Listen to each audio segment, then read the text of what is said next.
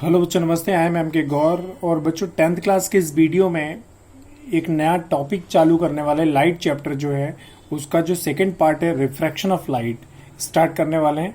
Reflection हम लोग finish कर चुके हैं, रिफ्रैक्शन ऑफ लाइट हम आज से स्टार्ट कर रहे हैं। रिफ्रैक्शन का मतलब क्या होता है, ध्यान से देखिएगा। यदि कोई लाइट रे एक मीडियम से दूसरे मीडियम में इंटर कर रही हो, मीडियम का मतलब होता है जहां से लाइट पास हो सके, जैसे एयर है, वाटर है, ग्लास है, ये सबको मीडियम कहते हैं जहां से लाइट पास हो सकती है। बच्चों, क्या होता है कि यदि लाइट रे एक मीडियम से दूसरे मीडियम में इंटर करेगी तो या तो लाइट की स्पीड इंक्रीज हो जाएगी या डिक्रीज हो जाएगी।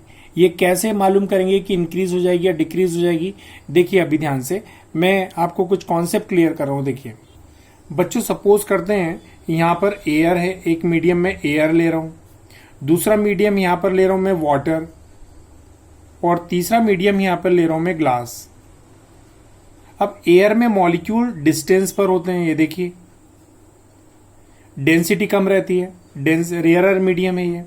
वाटर के अंदर मॉलिक्यूल थोड़े से क्या हो जाते हैं, क्लोज हो जाते हैं, तो ये इसके कंपैरिजन, एयर के कंपैरिजन डेंसर मीडियम हो गया। मैं ग्लास की बात करूं तो यहां पे ग्लास के अंदर मॉलिक्यूल्स काफी बहुत ज्यादा क्लोज होते हैं, तो ये और ज्यादा हाई डेंस मीडियम हो गया।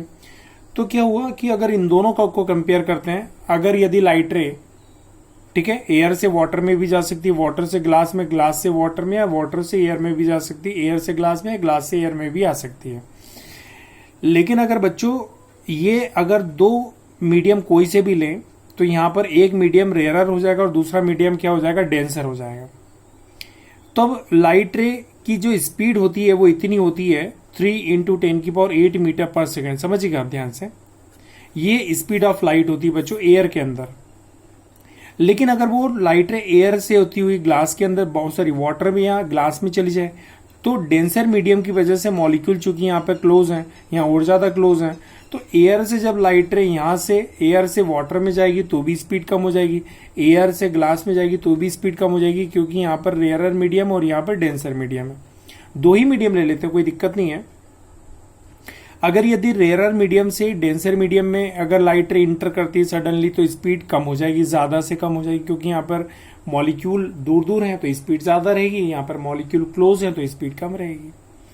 अब क्या होता है कि उल्टा कर दें, जो लाइट रे है वो डेंसर मीडियम से रेयरर मीडियम में जा रही है, तो डेंसर मीडियम में लाइट की स्पीड कम रहती है, लेकिन रेयरर मीडियम में अचानक बढ़ जाएगी, इतनी हो जाएगी ये अगर एयर में जाएगी तो।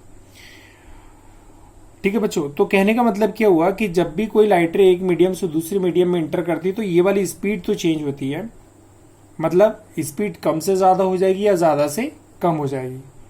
तब ऐसी कंडीशन में लाइट रे सीधे पाथ पर ट्रेवल नहीं करेगी, वो अपने पाथ से बैंड हो जाएगी, डेविएट हो जाएगी, मतलब मुड़ जाएगी, अपने पाथ को चेंज कर लेगी। इस फिनोमिनन को रिफ्रैक्शन ऑफ लाइट कहते हैं, बेंडिंग ऑफ लाइट। मतलब जब लाइट रे एक मीडियम से दूसरे मीडियम में इंटर करती है तो उसकी स्पीड बदलने के कारण से उसका पाथ भी क्या हो जाता है, चेंज हो जाता है। इस फिनोमिनन को क्या कहते हैं, रिफ्रैक्शन ऑफ लाइट कहते हैं। Bending of light, when any medium enter from one medium to the another medium, then due to its changing in velocity it deviates from its own path. It deviates from its own path. This phenomenon is known as the refraction of light. तो मैं आपको पूरे diagram से clear करके दिखा रहा हूं, देखिएगा ध्यान से। बच्चों देखिए, मैंने यहाँ पर दो सेपरेटर प्लेन ले लिए, एक सेपरेटर प्लेन 1 है, दूसरा 2 है। ये जो सेपरेटर प्लेन 1 है वो एयर और वाटर को सेपरेट कर रहा है, मतलब ऊपर वाटर है, सॉरी एयर है और वाटर को सेपरेट कर रहा है, मतलब ऊपर एयर है और नीचे क्या है बच्चों, वाटर है। ये वाला जो है जो सेपरेटर प्लेन 2 है वो वाटर और एयर को सेपरेट कर रहा है, मतलब ऊपर वाटर मान लेते हैं आप और नीचे क्या मान लेते हैं, एयर मान लेते हैं। ये देख लीजिए आप। अब लाइट रे में यहाँ एयर से लेके आ रहा हूं और यहाँ पर वाटर से लेके आ रहा हूं, ठीक है, और यहाँ पर उसका मीडियम क्या हो जाएगा, लाइट रे यहाँ टकराने के बाद में उसका मीडियम चेंज हो जाएगा। तो देखते हैं बच्चों, देखिए ये इंसिडेंट लाइट रे है जो एयर से वाटर में जाना चाहती है, और ये मैंने पॉइंट ऑफ इंसिडेंस के ऊपर एक नॉर्मल बना दिया mn। यहाँ पर लाइट रे वाटर से एयर में जाना चाहती है और यहाँ पर पॉइंट ऑफ इंसिडेंस पर एक नॉर्मल बना दिया mn।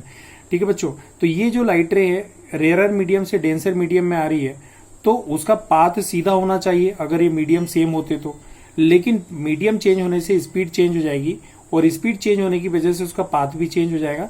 ऐसी कंडीशन में ये देखिए मैं आपको डॉट डॉट बना के दिखा रहा हूं। अगर ये मीडियम सेम होते, ये मीडियम अगर सेम होते तो क्या होता है कि ये लाइट रे सीधी चली जाती। देखिए ये लाइट रे क्या हो जाता बेटा, सीधी चली जाती।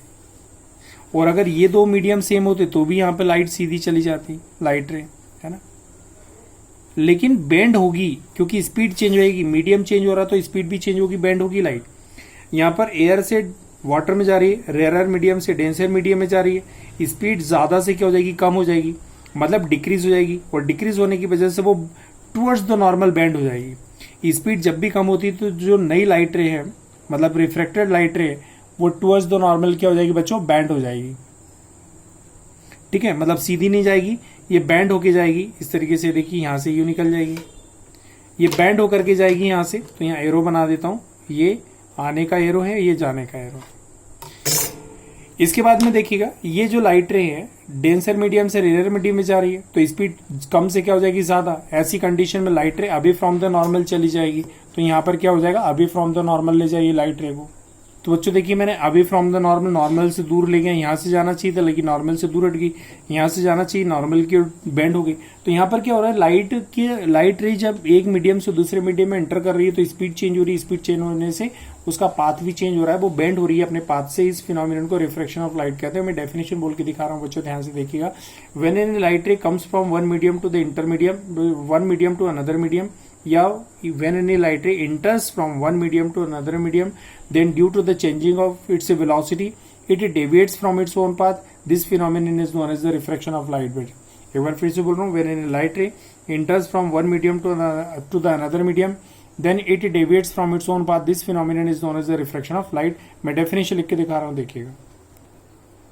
देखिए बच्चों मैंने इस डेफिनेशन लिखी है, when any light ray enters from one medium to the another medium, then due to the changing its velocity it deviates from its own path, this phenomenon is known as the reflection of light. बच्चों ठीक है, इस light रे को आप A B light रे दे दीजिए, incident ray.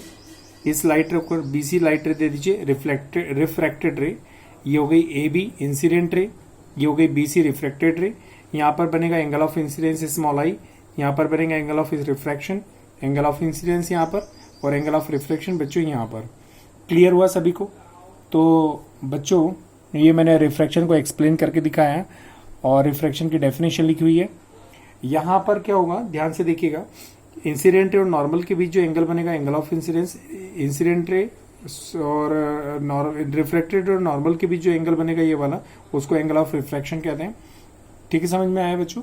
तो आज के इस वीडियो में इतना ही काफी है। Thank you so much. Next video में लॉज ऑफ रिफ्रैक्शन देखने वाले हैं, काफी इंपॉर्टेंट क्वेश्चन है वो भी, laws of refraction. Thank you so much.